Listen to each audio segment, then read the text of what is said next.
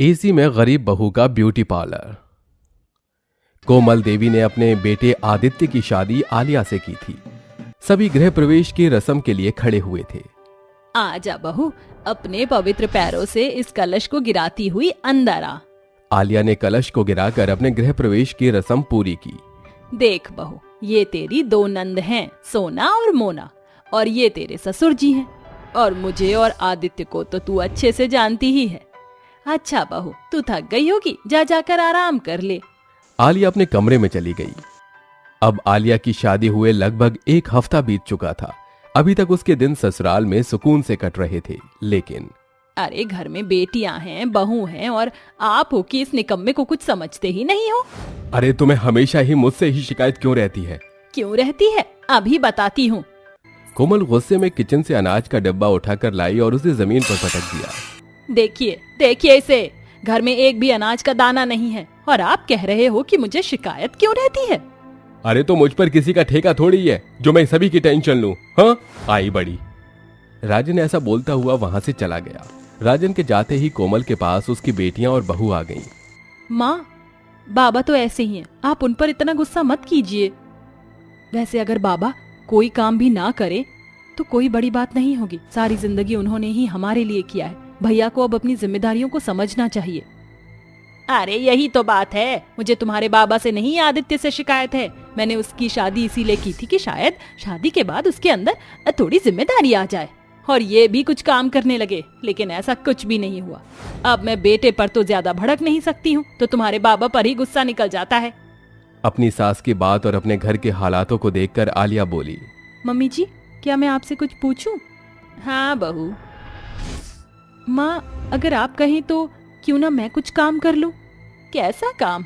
शादी के पहले ना मैंने ब्यूटिशियन का कोर्स किया था और अब मुझे वो काम बहुत अच्छे से आता है। अगर आप कहो तो क्यों ना मैं अपनी इस कला को काम में लूं? आइडिया तो बहुत अच्छा है बहू, लेकिन हमारे पास तो बस यही छोटा सा घर है, इसमें पार्लर वगैरह को कहाँ खुलेगा। वो आप मुझ पर छोड़ दीजिए। आलिया ने अपनी सास और नंदों को अपना पूरा प्लान समझा दिया। उन्हें भी उसका आइडिया बहुत पसंद आया और अगले ही दिन आलिया ने पैसों का इंतजाम करके अपने ही घर में पार्लर खोल लिया। घर के एक हिस्से में लाल रंग का एक बड़ा पर्दा डाल दिया गया, जिससे कि घर वालों को कोई परेशानी ना हो और वो सभी वहां पर आराम कर सके। और एक हिस्से को उसने अपने ब्यूटी पार्लर का रूप दे दिया। बहू, जैसा सोचा था काम को उसी तरह से अंजाम देना, तभी बात बन पाएगी। जी। एक तरफ घर में ये बातें चल रही थीं, तो वहीं दूसरी तरफ घर के बाहर दो औरतें खड़ी हुई थीं। अरे वाह, ब्यूटी पार्लर, चल कर देखते हैं। अरे लेकिन हम कराएंगे क्या? चल कर देखे तो सही। जब ऐसे नई नई जगह खुलती है तो वहाँ पर एक्स्ट्रा डिस्काउंट मिलता है, इसीलिए मैं तो ऐसी जगहों पर जरूर जाती हूँ। ऐसा क्या? दोनों औरतें आलिया के पार्लर में चली गईं। अरे कहाँ हो पार्लर वाली? आइए आइए, आपका स्वागत है। क्या ये तुम्हारा ब्यूटी पार्लर है? जी हाँ, आप बैठिए और बताइए कि आपको क्या कराना है। बहन, हमें तो स्पेशल ऑफर के बारे में बताओ जिससे हमें प्रॉफिट हो। अच्छा सवाल है, क्योंकि मैंने आज ही इस पार्लर की शुरुआत की है, तो आज के दिन में 3000 वाला फेशियल सिर्फ 1000 रुपए में करूंगी। अरे वाह, तब तो तुम हमारा फेशियल ही कर दो। जी। वैसे तो आलिया थोड़ी घबराई हुई थी, लेकिन फिर भी उसने उन दोनों का फेशियल बहुत अच्छे से किया। वो दोनों औरतें शीशे में अपना चेहरा देखकर बहुत खुश हुईं। वाह, तुम्हारे हाथों में तो जादू है। मेरी मुरझाई हुई त्वचा को तुमने अचानक ही नई जान दे दी। हाँ, तुमने बहुत अच्छा किया यहाँ ब्यूटी पार्लर खोलकर। अब पास के पास में ही हमारा काम हो जाया करेगा, वरना पहले तो कई मील तक खींचना पड़ता था। आप लोगों का बहुत बहुत शुक्रिया। मुझे खुशी हुई कि आपको मेरा काम पसंद आया। वो दोनों औरतें वहां से चली गईं। इसी तरह से काम करते करते 3 बज गए और अब आलिया के पार्लर को कुछ देर बंद करने का समय था। अरे पता भी नहीं चला कि कब 3 बज गए। अब जल्दी से जाकर सभी को खाना पानी दे देती हूँ, उसके बाद फिर से काम शुरू कर लूंगी। आलिया ने अपना पार्लर लगभग आधे घंटे के लिए बंद किया और उस समय में उसने अपने परिवार की सेवा की। रोज इसी तरह से आलिया अपने काम को अंजाम देती थी। वो रोज सुबह 10 बजे तक अपना दोपहर का खाना बनाकर और सभी घर वालों को नाश्ता कराकर अपना पार्लर खोल लेती। उसके बाद 3 बजे उसे कुछ देर के लिए बंद करके लंच ब्रेक लेती और फिर 6 बजे पार्लर बंद कर देती। इसी तरह से सिलसिला चल रहा था। अब आलिया को ये काम करते हुए लगभग 2 महीने हो चुके थे। उनके घर के हालात भी काफी हद तक सुधर गए थे, लेकिन अब बहुत गर्मी का मौसम आ चुका था। न जाने क्या वजह है, जब मैंने इस पार्लर का काम शुरू किया था तब तो बहुत सारे लोग मेरे पार्लर में आते थे, लेकिन वक्त के साथ मेरे ग्राहक क्यों कम होते जा रहे हैं। आलिया खुद से बातें कर ही रही थी कि तभी वहां एक लड़की आई। अरे आलिया जी, कहाँ हो? जी आलिया जी, आज ना मुझे मेरे भतीजे की बर्थडे पार्टी में जाना है। मैं चाहती हूँ कि आप मेरा बढ़िया सा मेकअप कर दो। जी जी जरूर। आलिया ने उस लड़की को बड़ी ही सुंदरता से सजा दिया। वो लड़की खुद को आईने में देखकर बहुत खुश हुई। वैसे जो भी कहो, आपके जैसी मेकअप आर्टिस्ट तो दूर दूर तक कोई नहीं है। बस एक ही कमी है। क्या? आपके पार्लर में ना गर्मी बहुत है। मैं अभी यहाँ आने से पहले सोच रही थी, लेकिन आपके हाथों का जादू मुझे यहाँ खींच ही लाया। अच्छा होगा कि अगर आप इस गहराती हुई गर्मी में एक एसी का भी इंतजाम कर लो। वो लड़की ऐसा बोलती हुई वहां से चली गई। वैसे कह तो वो लड़की ठीक ही रही है, मुझे एक एसी का भी इंतजाम कर ही लेना चाहिए, इससे मेरे ग्राहक भी बढ़ जाएंगे। अगले दिन आलिया ने ऐसा ही किया। वो एक इलेक्ट्रिक शॉप पर गई और वहां से एक एसी लोन पर ले आई और फिर उसने उसे अपने पार्लर में लगवा दिया। अब देखती हूँ कि ग्राहक कैसे मेरे पार्लर की तरफ नहीं खींचेंगे। कुछ ही दिनों में एसी वाले पार्लर की बात पूरे गांव में मशहूर हो गई और सभी ने छोटे छोटे कामों के लिए भी आलिया के पार्लर में आना शुरू कर दिया। अरे आलिया बहन, अगर पार्लर हो तो आपके जैसा, वरना ना हो। आलिया की आदत और सड़ी गर्मी में एसी की वजह से सभी लोग आलिया के ब्यूटी पार्लर से बहुत ज्यादा खुश थे। तो वहीं पर घर वालों को भी आलिया की बदौलत एसी का आराम मिल रहा था। मम्मी जी, ससुर जी, सभी आ जाइए। आज हम सभी एसी में बैठकर खाना खाएंगे। आहा, एसी में बैठकर खाना खाने से हसीन पल भी कुछ नहीं हो सकता है भाभी। सही कहा। सभी घर वाले और ग्राहक आलिया से बहुत खुश थे। बहू, तूने तो वो कर दिखाया जो इस घर के आदमी नहीं कर सके। तू सच में हमारे घर की लक्ष्मी ही है। आपने सही कहा माँ। मैं तो सोच रही हूँ कि मैं भी भाभी से यही काम सीख लूँ। सच में बहुत अच्छा ख्याल है। फिर क्या था, आलिया की दोनों नंदें भी उससे पार्लर का काम सीखने लगीं और कुछ दिनों में वो उस काम में परफेक्ट हो गईं। अब तीनों नंद भाभी मिलकर अपना पार्लर चलाती थी, जिससे कि उनके घर की पैसे की किल्लत भी पूरी तरह खत्म हो चुकी थी और अब सभी खुशी खुशी रहने लगे। माँ जी, ये लीजिए चाय और ये रही आपकी शुगर की दवाई। जुग जुग जीती रहे बहू। सच में बहू, जब से तू बहू बनकर इस घर में आई है, तूने सब कुछ संभाल लिया है। सबका इतना ख्याल रखती है।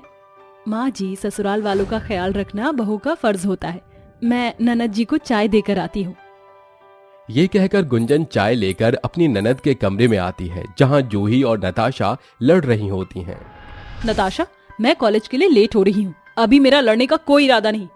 अच्छा, तो फिर छोड़ दो ना ये ड्रेस। अरे अरे, क्या बात है, सुबह सुबह मेरी दोनों प्यारी ननद का मुंह क्यों सूजा हुआ है।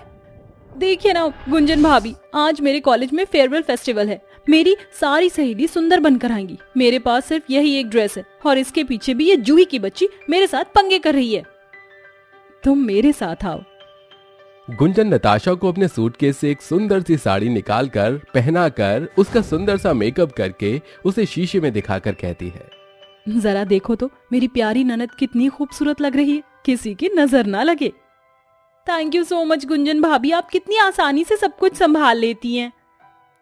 इसके बाद नताशा खुश होकर कॉलेज चली जाती है। गुंजन हरिशंकर की इकलौती बेटी थी। हरिशंकर ने अपने जीवन की सारी जमा पूंजी लगाकर बड़े ही धूमधाम से गुंजन की शादी राजीव से कर दी। गुंजन का ससुराल बहुत ही गरीब था। वहां किसी भी तरह की कोई सुविधा नहीं थी, मगर गुंजन बहुत ही सुलझे हुए स्वभाव की थी। यही कारण था कि वो अपने घर परिवार को साथ लेकर चलती। एक सच ये भी था कि गुंजन अपनी तीनों ननद पर जान छिड़कती थी। रात को जब राजीव घर लौटा तो गुंजन ने कहा, क्या बात है, आज तो आप बड़े खुश लग रही हैं। बात तो कुछ ऐसी है कि तुम सुनोगी तो खुशी से भर जाओगी। कल तुम्हारी तीनों नंद को देखने के लिए लड़के वाले आ रहे हैं। लड़के खानदानी और ऊंचे घर के हैं। बस मेरी बहनें बड़े घर की बहू बन जाएं। राजीव जी, आप चिंता मत कीजिए। मेरी तीनों ननद हैं ही इतनी प्यारी कि कोई उन्हें इनकार कर ही नहीं सकता। मगर गुंजन बहू, नताशा और जूही गोरी और सुंदर हैं, मगर मधु तो सांवली है। कहीं लड़के वाले उसे ठुकरा ना दें। माँ जी, मधु का नैन नक्श उभरा हुआ है। मेरी ननद लाखों में एक है, आप चिंता ना करें, उसकी भाभी है ना। कमरे से उसकी तीनों नंद अपनी भाभी की बातें सुनकर भावुक होकर कहती हैं, भाभी, हम तीनों के लिए कितना सोचती हैं। हाँ सचमुच, भाभी हमसे बहुत प्यार करती हैं। अगले दिन भाभी अपनी तीनों नंद को सजाकर लड़के वालों के सामने लाती हैं, जहां सुमित्रा मधु से पूछती है, बेटी, परिवार को जोड़ कर रखने के लिए क्या जरूरी है? भरोसा माँ जी, जो रिश्ते की बुनियाद है। अब तुम बताओ बेटी, एक अमीर घर की पहचान क्या है? उसका अमीर बड़ा घर या परिवार का प्यार? परिवार के बीच का प्यार, क्योंकि ईंट और पत्थर से ऊंचे मकान बनाए जाते हैं, मगर परिवार प्यार से बनता है जो बिगड़ता नहीं। जुग जुग जियो बेटी। गुंजन बहू, तुम्हारी तीनों ननद तुम्हारी ही परछाई हैं। मुझे अपने घर के लिए ऐसी ही बहू चाहिए। ये सुनकर गरीब भाभी की आंखों में खुशियों के आंसू भर आते हैं और देखते ही देखते शादी का दिन पास आ जाता है। राजीव का मन चिंताओं में घुला जा रहा था। अजी, क्या बात है, आप इतने परेशान क्यों हैं? क्या बताऊं गुंजन, 2 दिन बाद मेरी बहनों की शादी है। जो पैसे मेरे पास थे वो शादी का टेंट बुक करने और हलवाई को देने में ही खत्म हो गए। समझ में नहीं आ रहा कि शादी के बाकी का इंतजाम मैं कैसे करूंगा। यही मुझे चिंता सताई जा रही है। सुनिए, पिताजी ने शादी में मुझे जो गहने दिए थे उन्हें गिरवी रखकर बाकी का इंतजाम कर लीजिए। मेरी तीनों ननद अच्छे घर में ब्याही जाएं, मुझे और क्या चाहिए। भगवान का शुक्र है कि मेरी बहनों को तुम जैसी प्यारी भाभी मिली है। अपनी 3 ननद का घर बसाने के लिए गुंजन अपनी शादी की निशानियों को खुशी खुशी अपनी ननद की शादी में न्यौछावर कर देती है। धूमधाम के साथ गुंजन की तीनों ननद की शादी हो जाती है और विदाई की बेला पर गरीब भाभी आंसुओं से भरकर अपनी तीनों नंद को विदाई देते हुए कहती है, मेरी प्यारी ननद, तुम्हारी भाभी तुम्हें दिल से दुआएं देती है कि तुम्हें जमाने भर की हर खुशी मिले। इसके बाद गुंजन की तीनों नंद अपने ससुराल चली जाती हैं। उनका ससुराल बहुत ही आलीशान और बड़ा था। वहां उन्हें हर सुख मिला, मगर गुंजन की जिंदगी अभी भी गरीबी में कट रही थी। समय बीतता गया। कुछ समय बाद तीनों नंद अपनी भाभी के घर मिलने चली आई। भाभी, भाभी कहाँ है? मधु, नताशा, कितनी देर लगा दी आने में। ससुराल जाके तुम तीनों वहीं की होकर रह गई। अपनी भाभी की याद नहीं आई क्या? याद आई, तभी तो मिलने चले आए। भाभी बैठो ना, मैं तुम तीनों के लिए चाय नाश्ता बना कर लाती हूँ। ऐसा कहकर गरीब भाभी अपनी फटी हुई साड़ी से कुर्सी साफ करके घर आई अपनी तीनों नंद को बिठा देती है और खुद भरी गर्मी में जाकर चूल्हा फूंक कर नाश्ता बनाने लगती है। तभी उसकी तीनों नंद अपनी गरीब भाभियों की परेशानियों को भांप कर कहती हैं, भाभी आज भी बिल्कुल वैसी हैं जैसे हमारी शादी से पहले थी। आज भी वो मिट्टी का चूल्हा झोंक कर, गरीबी झेल कर, भरी गर्मी में सभी के लिए खाना बनाती हैं। और तो और 2 पैसे बचाने के लिए खुद ही भारी हाथ चक्की चलाकर गेहूं पीसती हैं, फिर चाहे उनके हाथ में छाले ही क्यों ना पड़ जाए। चलो अंदर चलते हैं। इसके बाद तीनों नंद रसोई में आती हैं, जहां पूरी रसोई गर्मी के भभगे से भट्टी के जैसे तप रही होती है। भाभी, हम आपकी मदद करा देते हैं। अरे मेरी प्यारी ननद, तुम तीनों को किचन में आने की क्या जरूरत थी? तुम्हें इतनी गर्मी में रहने की आदत नहीं है। आदत तो आपको भी नहीं थी भाभी, मगर जब आप इस घर की बहू बनकर आई थी तो इस माहौल में खुद को ढाल लिया और हमारे साथ घुल मिल गई। हमारा इतना ख्याल रखा। आप बैठिए, आज आपकी तीनों ननद को ये सब करने दीजिए। इसके बाद गुंजन बाहर आकर बैठ जाती है और तीनों नंद साथ मिलकर नाश्ता बनाकर बाहर लाती हैं। अपनी तीनों नंद का खुद के लिए ऐसा प्यार देखकर गरीब भाभी का झाइयों धब्बे से भरा चेहरा खुशी से खिल गया। उस रात गुंजन ने अपने तीनों नंद से ढेरों बातें की। अगले दिन नताशा, मधु और जूही कार में सवार होकर अपने ससुराल लौट गईं। मगर मधु का मन अपनी भाभी के गरीब जिंदगी को सोच सोच कर घुला जा रहा था। और फिर, क्या तुम दोनों भी वही सोच रही हो जो मैं सोच रही हूँ? भले हम भाभी की गरीबी नहीं मिटा सकते, मगर उनके लिए जरूरत की चीजें तो लेकर चल सकते हैं। हाँ, ये सही रहेगा। इसके बाद तीनों नंद ने अपनी गरीब भाभी के लिए खुशियों से भरकर खरीदारी की।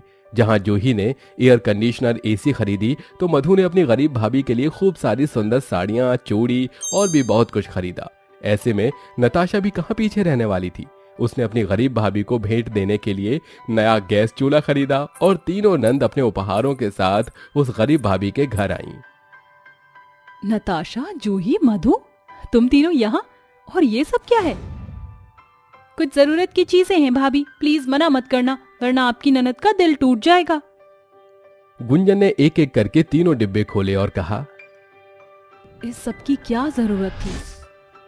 जरूरत थी भाभी, आपने हम तीनों गरीब ननद को ऊंचे घर की बहू बनाया ताकि हम खुशियों भरी जिंदगी जिए। मगर हर लड़की की तरह आप भी तो कई सारे सपने लेकर आई थी इस घर में और हालातों से समझौता करके गरीबी झेलती रही। मगर अब और नहीं, अब आपको गर्मी में पसीने से भीग कर खाना नहीं बनाना पड़ेगा और चूल्हा भी नहीं फूंकना पड़ेगा। भाभी, ये सारी साड़ी आपके लिए और ये चूड़ी भी, इन्हें अपनी कोरी कलाइयों में पहन लीजिए। और ये लीजिए भाभी, आपके सारे गहने। अपनी शादी के गहनों को वापस देखकर गरीब भाभी की आंखों में आंसू भर आए और उसने कहा, ये तो मेरी शादी के गहने हैं। हाँ भाभी, ये वही गहने हैं जिन्हें आपने अपनी तीनों ननद की शादी के लिए गिरवी रख दिया था। हम बहुत खुश नसीब हैं जो हमें माँ जैसी भाभी मिली। ऐसा कहते हुए गुंजन की तीनों नंद उसके गले लग जाती हैं और कौशल्या अपने बहू और बेटी के बीच का अनोखा प्यार देखकर कहती है, भगवान करे तुम तीनों ननद भाभी के रिश्ते को जमाने की नजर ना लगे। इसके बाद तीनों नंद अपने ससुराल चली जाती हैं और कभी भी अपनी खुशियों भरी जिंदगी का श्रेय अपनी गरीब भाभी को देना कभी नहीं भूलती।